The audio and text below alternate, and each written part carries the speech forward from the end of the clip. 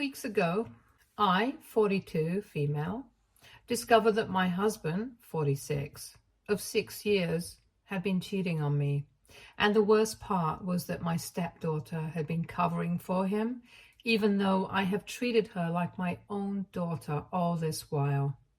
My husband and stepdaughter, I'll refer to them as Jeff and Vanessa, have been a part of my life for the past 12 years, and I've watched Vanessa grow up and have pretty much raised her since she was 6 years old, since she lost her mother a few months after she was born. She just turned 18 a couple of weeks ago, and Jeff and I bought her a car for her birthday, but in reality, it was actually me who paid for the car. We told her that it was a gift from both her parents, since Jeff has been unemployed for the past 8 months, and I'm the only one that's been working like a fool to take care of this family. His previous job paid well enough, and we were doing decently on our income, but there were mass layoffs because the company started going through a rough patch and eventually ended up shutting down. During that time, he lost his job, and I promised him that I would pull through until he was able to find something else. A couple of weeks after he lost his job, he told me that he wanted to start his own business, and so he would be working on a business model and was not going back to work until he had planned out everything. I was fine with that because I knew that it had been part of his plan for a really long time. And I agreed to this arrangement. I figured that it would take a couple of months, and once he started his own business and it started doing well, it would be really good for the family. So it was worth it to make some sacrifices right now for the sake of our future. So for the past couple of months, he has been saving money, and I have been handling all the expenditures on my own without any complaints. In spite of all of that, he had been cheating on me for the past 3 months, and like I said, Vanessa knew about it and was even helping him cover up. I found out about it purely by accident because he had left for a so-called business trip recently and had told me that it was necessary for him to go because he had a meeting with a big shot investor, and if he cracked this deal, he would be able to get his business up and going in just a couple of weeks. I didn't see any reason to doubt him, so I was the one who booked his flight tickets and the hotel room, since I never would have suspected him of anything shady. He had told me that it was going to be a 3-day trip, but the day before he was supposed to come back, I came across a couple of text messages on Vanessa's phone that she had left on her bed, and that was how I was able to figure out the truth. I don't remember exactly why, but for some reason, I had gone into her room while she was making herself something in the kitchen. I saw her phone lying on the bed, and I couldn't help but look at the screen when she received a message from her dad, and I ended up reading it through the notifications. It was something along the lines of, "Thanks for covering for me, coming back tomorrow." That got me a little curious because I wanted to know what exactly she was covering for. And I decided to unlock her phone and go through the messages because my birthday was coming up, and I honestly thought that they were talking about some surprise or something that they had arranged for me, and I really wanted to know what was going on. It was a bit childish, but I thought that I would just read the last few messages and let it go. It was not a problem unlocking her phone because I had seen her do it several times and I knew her password. Once I was in, I read the last couple of messages, and I'm so happy that I did, because that's when I made the decision that I was going to leave. He had told his daughter that he had landed safely and stuff, reached the hotel, and met some lady named Gwen. He had even told Vanessa that he was really thankful that she had convinced me that there really was some investor that he was meeting with, so I would pay for the trip, and told her that he owed her one. So that helped me figure out that she had known about this entire thing. She knew who Gwen was, And she knew that her father was going to go out to cheat on me, but she decided to help him out. After all, I guess blood is actually thicker than water. When I read those messages, I immediately started feeling quite nauseated, but I kept the phone down exactly how I had found it so that Vanessa wouldn't be able to know that I had read those messages. Then I decided to keep aside my feelings for later and take action at the moment. I drove to the bank immediately after I read those messages and applied to shut down the joint account that I had started with Jeff a few months before he lost his job. Back when he still had his job, we had decided that we would put aside some part of our income every month for stuff like our retirement and Vanessa's expenses in college. And even after he had lost his job, I had still been putting aside the money. However, that day I decided that it was time to shut that account since we were definitely going our separate ways.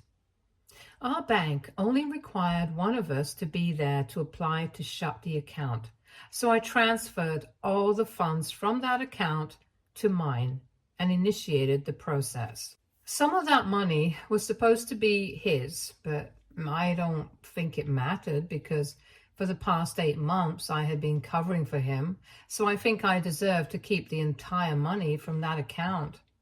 After I did that, I felt much relieved, and while driving back home, I had a little crying session by myself, but put on a happy face before going back home because I did not want Vanessa to be able to figure out that I knew about everything. And the next day, when both she and her father would be home, that's what I was going to tell them. So for the rest of the day, I pretended like everything was fine. However, when Jeff came back home in the morning the next day, I decided to ask them to gather in the living room, and then I showed them the paperwork for shutting the bank account and the title to the brand new car that we had just bought for Vanessa. And I told them that I had shut the joint account, and I would also need them to hand over the keys of the car to me. Both of them looked shocked, probably because they had figured out that I knew by then. Then I confirmed it for both of them that I knew about Gwen because I had seen some messages on Vanessa's phone, and then Jeff got to his feet, trying to explain to me that Gwen was just a friend and it might have sounded suspicious, but it was really just all innocent and platonic. And he hadn't told me about it because he didn't want me to worry or overthink. But I'm no fool. I knew what was going on, and from the tone in the messages that he had sent to Vanessa, I knew that it had to be an extramarital affair because otherwise he wouldn't have gone to lengths to cover things up. So I told him to lay it off because there was no way that he would be able to fool me. And I told them that I wanted them to leave because after what had happened, I didn't want either of them to be a part of my life anymore. They had used me financially, and both of them had betrayed me. What hurt the most was that I had done everything right, and this is still how they treated me. After I had asked them to leave, they started pleading with me, apologizing to me and stuff, but I was not interested in hearing them out, and I told them that I was going to speak to a lawyer and get the divorce proceedings started soon because I had made up my mind. And if they didn't leave, then I would gladly go away so that they could handle the rent and everything. Both of them had started crying by that point, and it was really hard for me to control my emotions. But I knew that I had to, so I watched them pack and leave, but didn't say anything. Then, once the two of them were gone, I broke down again, but I still called my parents up and told them everything. My dad was the one who did all the research and put me in touch with the divorce attorney later that day, and within a few days we had filed for a divorce. Those few days were very difficult because Jeff and Vanessa kept showing up at my house every single day to apologize, and I had to ignore all of it to the best of my abilities because I couldn't allow them back into my life again. Every single day, like clockwork, they would show up at my door in the evening, beg for me to let them in, and I would ignore them. I could have called the cops, but I didn't have the emotional strength for that. So I would just shut them out, lock myself in my bedroom and wait for it to be over. After I filed for the divorce and they still came back that day, I decided to open the door and tell Jeff that there was no point in trying to get me back anymore, because my lawyer and I had already filed for a divorce and he had better find an attorney as well. Then I shut the door and went back to my bedroom, and I could hear him and Vanessa screaming for me to come back out and at least talk to them, give them a chance to explain themselves and make things right with me. Anyway, after I told them that I had filed for a divorce, they didn't come back again, and I was a bit relieved. Then 2 days ago, my lawyer told me that Jeff and his lawyer had responded to my petition, and their claims were a bit surprising because they were not ready to agree with the terms of my divorce, even though I thought I was being relatively fair. But according to them, they felt like they deserved to keep the car that I had gifted to Vanessa, and they also wanted me to send him his share of the money from the joint account that I had transferred to my account before shutting it down. Not only that, but apparently they also felt entitled to ask for alimony because we had been together for a really long time, and this was the least that I could do for them since he was unemployed at the moment. And I hadn't given them enough time to prepare for this situation before kicking them out. I thought it was quite unfair of him to make any such demand, since he had cheated on me and had been cheating for the past 3 months. I knew that because he himself had mentioned it to me quite a few times because he thought it was going to make it better. He thought that having an affair for 3 months was somehow better than 3 years, since at least it didn't really mean anything. So after I received his response to the petition, I decided to do something kind of sly, and I called him up really late at night. I pretended like I was very upset and kind of tipsy so as to make it seem less unnatural for me to be calling him so late. And then I started talking about how he had let me down and that the response to my petition was even more hurtful than getting divorced because it made me feel like he had only been with me for money for the past couple of months, and that our relationship meant nothing to him. I started to pretend to cry, and I knew that doing that would help because it got him talking, and he started telling me that he didn't want this for either of us. But since I had already filed for a divorce, he had to look out for himself and Vanessa as well. He could deal with the fact that he was unemployed right now and was relying on his own parents for a home and food on the table. But Vanessa was going to start college in a couple of months, and he couldn't risk that, which is why he needed the money. He actually started crying and told me that he was really sorry about everything, that he didn't even mean to cheat on me, but Gwen was the one who had initiated everything, and he just couldn't help himself because everything had been going wrong recently, and that was just a way for him to cope with the situation. He tried to reassure me once again that the situation with Gwen meant absolutely nothing to him, that they had only hooked up once when he went on the trip, and before that they had only ever spoken to each other online. And then he said that if I wanted to, we could still cancel the divorce and get couples counseling and try to make this marriage work. But by then, I had heard enough. So I hung up on him, and since I had been recording that entire conversation, I sent it to my attorney as proof of him confessing that he had been cheating on me with Gwen. Unfortunately, when I had seen the proof on Vanessa's phone, I hadn't had the time to send it to myself. So it was just my word against his. And that would have made my case become weak. But now it was his own word against his, and my attorney told me that this would definitely help us out. That was 2 days back, and today we met with a mediator, and the first thing that we did was play the recording and say that because he had confessed to cheating on me, it meant that he couldn't talk his way out of it, and he would either have to agree to my terms for the divorce, or we would end up in family court with this, and even that wouldn't end up too well for him since we are from a fault-based divorce state. And most of the time when judges know that there has been adultery, they disqualify the adulterer for alimony. And to be honest, I didn't even want to entertain the idea of a mediator, and I wanted to take him to court. But my lawyer was the one who suggested it, since it might have been easier for him to just give up if he knew right from the beginning that it was a lost battle that he was fighting. And the look on his face was also worth seeing when I played that recording, since I don't think he had seen it coming. We had to terminate that session without any conclusion because he was too shocked. And I was quite happy about it when I came back home.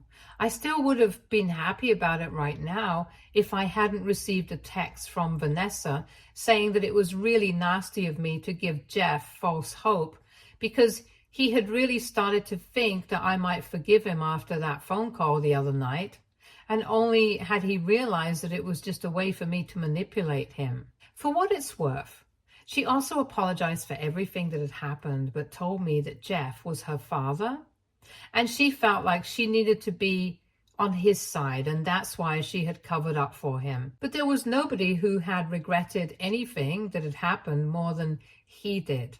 And the least I could have done was not make a mockery of his feelings for me by using it to win the divorce. Apparently, once he had gotten home after the mediation session, he had completely broken down and nobody could comfort him and get him to stop crying. Not his parents, and not even her. She tried to make it seem like what they had done might have been wrong, but now I was in the same boat as them because I was turning out to be quite manipulative and ruthless. I personally don't think that's valid at all, but just because it's Vanessa who has been saying this, I can't help but take it to heart. I know it's irrational and unreasonable, but I still have to ask. AITA for tricking my soon-to-be ex-husband into confessing that he had cheated on me so that I could use that against him during our divorce. Update 1. So this subreddit gave me the exact kind of reality check that I needed, and I'm so thankful for it. Going through the comments was a really huge wake-up call for me, because I started to feel quite emotional simply because Vanessa had said something to me. People can get mad at their partners and decide to forgive them with their children. It's always dicey.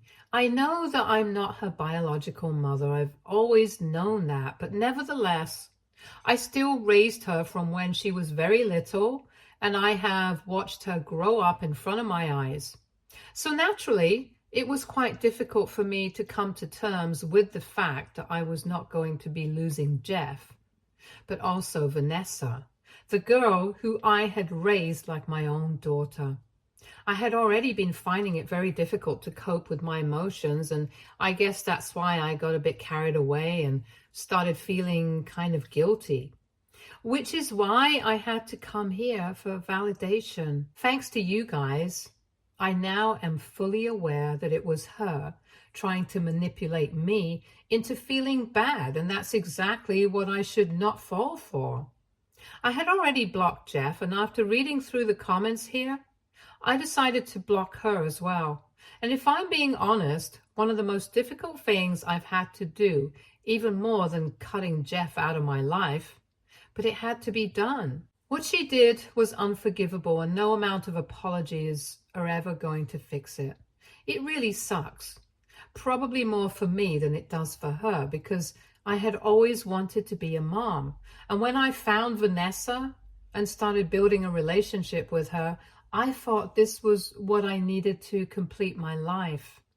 This is actually not my first marriage, and I had been married before, but unfortunately that marriage had also ended in a divorce because of my infertility.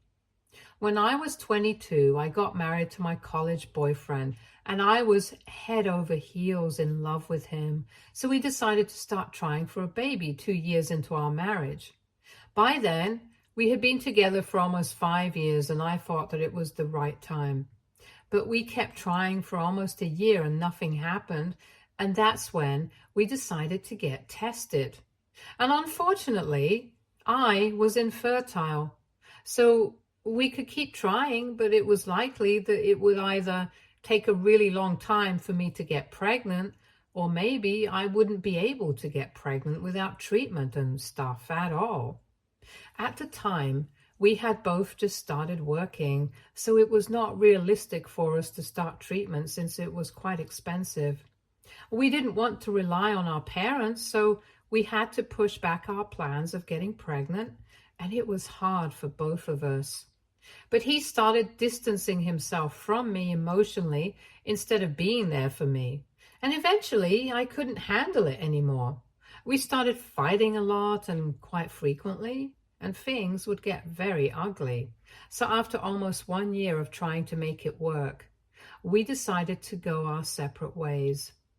I was single for a couple of years until I met Jeff, and with him, I decided that I could maybe try falling in love again.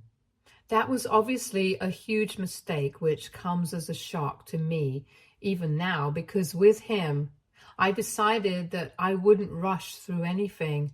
And we even waited for 6 whole years together before we even thought about marriage, because neither of us was ready for that kind of commitment.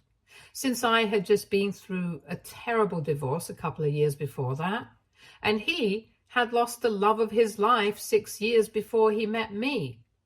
Both of us took it slow, and even then it hadn't even mattered because he still ended up cheating on me.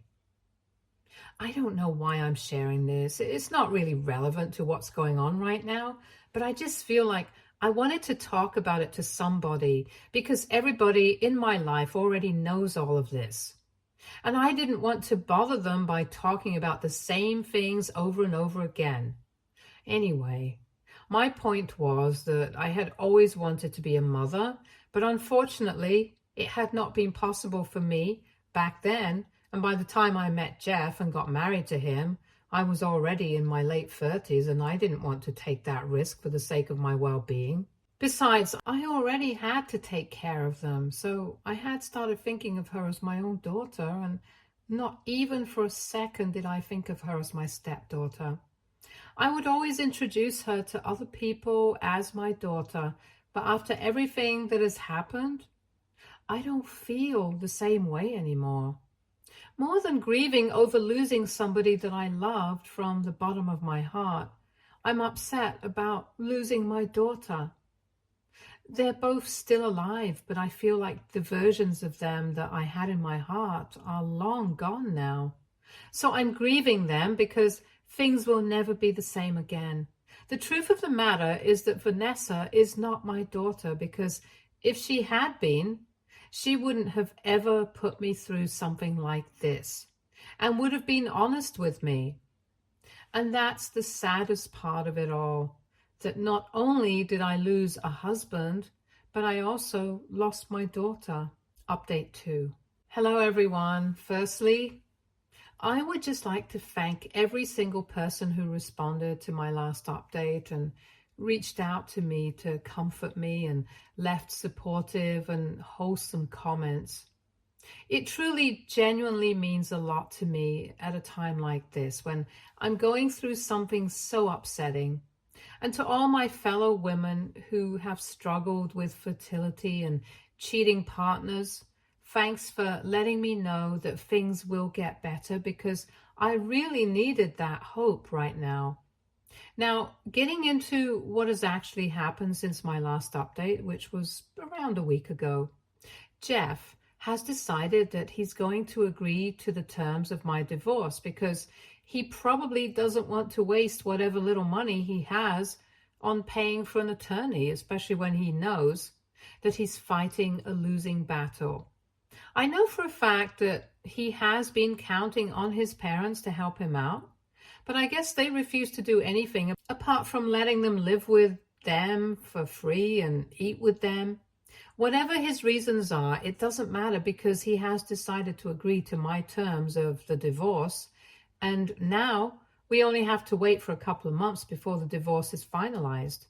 Neither of them has tried to reach out to me after that one mediation session, and I'm very happy that they haven't, because I wouldn't know what to say to them anyway. It has been especially lonely for me. But a lot of people encourage me to reach out to my friends and family and keep myself surrounded by loved ones so that I know that there are people who genuinely care for me and I don't fall into depression. And that's what I've been trying to do. I spend a lot of my time at work, and when I'm not there, I'm trying to keep myself occupied and busy so that I don't end up thinking about whatever I have lost so far. My friends and family have also been incredibly supportive of me, and they keep dropping in to make sure that I'm doing fine. All the mutual friends that Jeff and I used to have cut him off because of what he has done, and have told me that they are completely on my side and will always be there for me if I need somebody. I'm very grateful for that, because I don't think I would have been able to remain friends with anyone who would have been on speaking terms with him after everything that has happened. I have also started looking for an apartment because I don't need to live in this house anymore. It's too big for just me, and I don't need that constant reminder that I'm on my own right now. So a lot of things are changing, and it's been very weird for me to try and cope with all of it.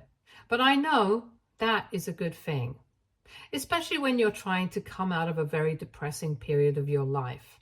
Maybe it will be a great thing for me as well, and I'll come out of this stronger. Until then, though, all I can do is try to keep fighting and hope for things to get better. Anyway, thank you so much for everyone who has been supporting me. It really means the world to me, and I'm very grateful for everyone here. Update 3. Hello guys, I have been inactive here for quite some time, but that's just because I've been trying to get my life together, and I guess I've been doing a pretty good job of it because I am far happier than I used to be back when I was posting here regularly. I guess a live update is long overdue at this point, so I'll just get into that. It's been close to 2 years since my divorce was finalized, and it took me a really long time to start moving on from everything. But people were right. It does get better, especially when you keep fighting. After the divorce, I decided to move away from my city for a change of pace because everything was just too depressing and I needed something new. I already had all the money that I needed to start afresh because I had been saving for retirement and putting aside a part of my income every month. I had already quit my job and moved away, so I decided that instead of working again, I was going to start traveling because that's what I really like doing. When I was married, I would have to wait for all our schedules to align so that we could take a trip, but now I could just do whatever I wanted. I didn't really have any aim, but I started creating content on Instagram because I had seen a lot of people doing it and I didn't have any intention of blowing up. But one of my videos did blow up. That was around 16 months ago, and since then it's only been getting better for me. I started getting opportunities to monetize my content after that, which is something I didn't even know was possible until recently. But that's how I started earning again, and now I get to do what I love for a living. I didn't know that I would be able to restart my life and have so much fun at my age, but it's happening, and I'm truly happy. I do visit home occasionally, and I have kept in touch with my family and friends, but I'm also living my life to the fullest. I have absolutely no idea what Jeff and Vanessa have been up to ever since we got divorced, and I think it's better that way. I don't think I want to know what they're up to either. I'm really content with the life that I have right now, and I couldn't be more grateful for the divorce because I think that really changed me as a person. I wouldn't say that it was a life experience that was necessary, but I guess I decided to make the most of my situation since I really had no other way to deal with it. And it made me a bit fearless, which is why I'm getting to live the life that I have right now. And for that, I will always be grateful. Anyway, that was me. Thank you for continuing to support me. And I really hope that everyone else on this subreddit who has been going through the same kind of trouble just finds the strength to hang in there, because now I know from personal experience that sometimes it definitely does get better. Stay tuned for more stories from our girl relationships.